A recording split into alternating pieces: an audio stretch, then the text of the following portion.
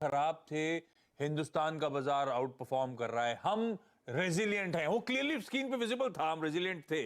ये रेजिलियंस के पीछे हिंदुस्तान की कोई खास कारण क्या नीलेश सर? क्यों हम रेजिलिएंट नजर आते हैं? कुछ खास है क्या हमारी अर्थव्यवस्था में जो आसपास नजर नहीं आ रहा लोगों को, गोरों को? सो 2014 में हम दुनिया की 10th लार्जेस्ट इकोनॉमी थे, आज 5th लार्जेस्ट हुए हैं और 2030 तक 3rd लार्जेस्ट होने की उम्मीद है।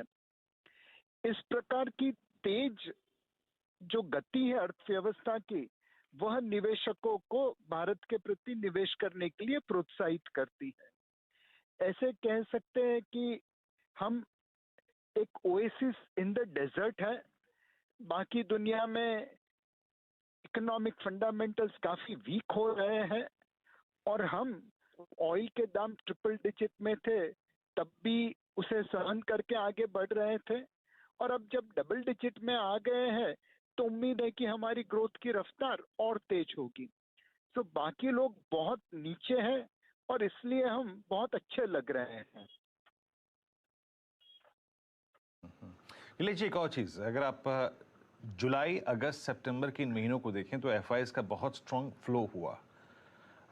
उस स्ट्रॉन्ग फ्लो का कारण क्या था? मतलब लिक्विडिटी जब भारत की तरफ आ रही थी और जब यूएस में उस वक्त भी उस लिक्विडिटी को आभास था कि यूएस में जो इंटरेस्ट रेट है वो किस ट्रेजेक्टरी में जा रहा है। बट आपको क्या लगता है, यूएस में जिस प्रकार से अगर आप देखें इन्फ्लेशन की ट्रेजेक्टरी है और जिस रेट हाई की क्वांटम की बात हो रही है, ऐसे में क्या ये जुलाई और अगस्त और सितंबर में जो लिक्विडिटी भारत को चेज कर रही थी वो क्या अगेन ड्राई हो सकती है या फिर रिवर्स हो सकती है? इस पर आपका व्यू? सो अक्टूबर 21 से देखे जून 22 तक एफपीआईज ने 2.5 लाख करोड़ का माल बेचा। मोटा मोटा वो माल उन्होंने इसलिए बेचा, जैसे मैंने पहले बताया, और देशों के सामने भारत वैल्यूएशन वाइज महंगा लगता था। दूसरा, भारत में प्रॉफिट था। पिछले 8 सालों में हमने इमर्जिंग मार्केट से 4 गुना रिटर्न दिया है। पिछले 12 सालों में हमने इमर्जिंग मार्केट से 6 गुना रिटर्न दिया है। पिछले 20 सालों में हमने इमर्जिंग मार्केट से 1.5 गुना रिटर्न दिया है। तो यहीं पे प्रॉफिट था, बाकी किसी मार्केट में तो प्रॉफिट था नहीं। और तीसरा, डोमेस्टिक म्यूचुअल फंड जितने एफपीआई बेच रहे थे हम ले रहे थे, तो यहाँ पे एग्जिट थी। ये तकरीबन 8-9 महीने एफपीआई ने किया और फिर उन्हें ब्रह्म ज्ञान हुआ कि दुनिया की इमर्जिंग मार्केट में एंट्री इजी है, एग्जिट डिफिकल्ट है। भारत एक ऐसा मार्केट है जहाँ पे एग्जिट इजी है और एंट्री डिफिकल्ट है। अब उन्हें लगा कि हम ये जो प्रॉफिटेबल मार्केट है वहां से क्यों बेचें। बाकी मार्केट के सामने भारत की ग्रोथ स्टोरी अच्छी लगती है, वैल्यूएशन दूसरों के सामने महंगे हैं, बट सोना सोने की कीमत पे ही ट्रेड होगा, पित्तल पे तो नहीं ट्रेड होगा। तो अब उन्हें ब्रह्म ज्ञान हुआ तो खरीदने लगे एंड उस वजह से जुलाई अगस्त में उनकी बाइंग हमने देखी और जितनी छोटी सी भी बाइंग की, मार्केट ऊपर आ गया। तो एक कश्मकश है विदेशी निवेशकों में। शॉर्ट टर्म में भारत, 1 साल में भारत एक्सपेंसिव लगता है, 5 साल में सबसे सस्ता लगता है, तो करे तो क्या करे।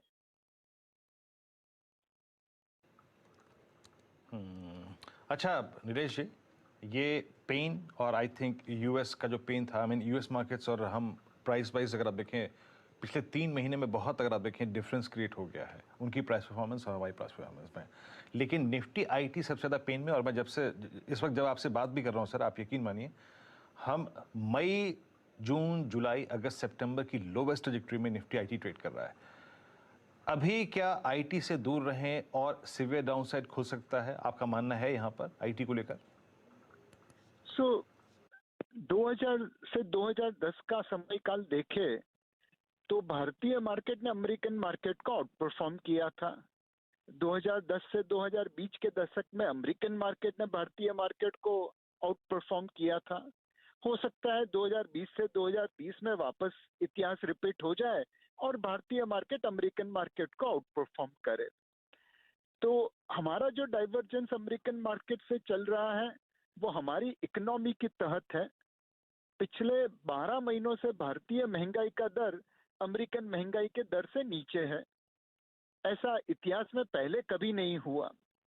तो उनकी मार्केट उनकी इकोनॉमी को फॉलो कर रही है, हमारी मार्केट अपनी इकोनॉमी को फॉलो कर रही है। रही बात आईटी सेक्टर की, तो उसमें पहले ग्रोथ की उम्मीद 10-15% यूएस डॉलर टर्म्स में थी। अब ग्रोथ की उम्मीद 8 से 10% हो गई है। तो ये ग्रोथ एडजस्टमेंट प्राइस में रिफ्लेक्ट कर रहा है। हमें लगता है यहाँ से आने वाले 6 आईटी सेक्टर में अक्यूमुलेशन करने का मौका मिलेगा। आपको धीरे धीरे आईटी क्षेत्र में पोजीशन बिल्ड करनी है। जैसे प्राइस में 8 से लास्ट के में निवेश करना उचित रहेगा। थोड़ी ऑडियो में दिक्कत। नीलेश सर, वो एक एनएफओ आया था, कोटक बिजनेस साइकिल, सुना है बड़ा अच्छा रिस्पॉन्स गार्नर करता हुआ। कैसा रहा उसका रिस्पॉन्स, और अब डिप्लॉय कैसे करना है, कहां करना है, उसकी क्या तैयारी कर रहे हो आप लोग? किस की थीम पे बेट कर रहे हो? कौन कौन सी की थीम्स हैं जो आप लोग को पसंद आ रही हैं? कोटक बिजनेस साइकिल फंड का हमारा एनएफओ ओपन है।